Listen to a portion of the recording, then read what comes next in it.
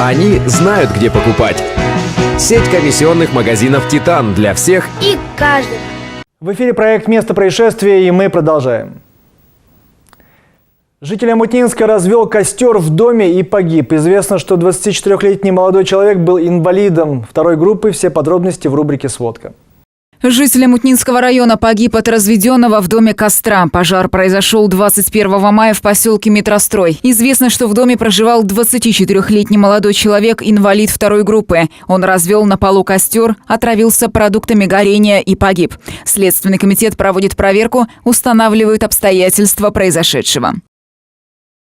Жителя поселка Юрья обвиняют в причинении смертельных травм своему приятелю. В ночь на 22 мая компания мужчин и женщин распивали в доме алкоголь. Наутро двое мужчин поссорились, один из них взял биту и стал бить своего оппонента по голове.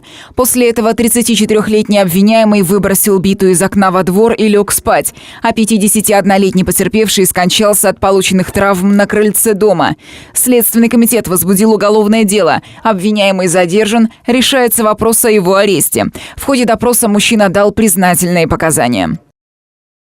Кельмесского лесничего будут судить за взятки. Следователи завершили расследование уголовных дел. Выяснилось, что 57-летний лесничий в январе 2018 года получил от предпринимателя взятку 40 тысяч рублей за оформление документов на предоставление лесного участка для лесозаготовительных работ.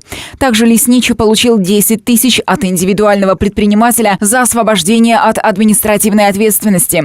После этого еще одна фирма рассчиталась с лесничим дровами на 12 тысяч за то, чтобы ее не наказывали за выявленные нарушения. Сейчас уголовные дела кельмесского лесничего направлены в суд. Волонтеры и полиция разыскивают в Кирове 16-летнего Александра Филимонова. 21 мая его видели в последний раз. С тех пор его местонахождение неизвестно. Если вы знаете, где может находиться Александр Филимонов, сообщите по телефонам на экране. Алина Котрихова, место происшествия.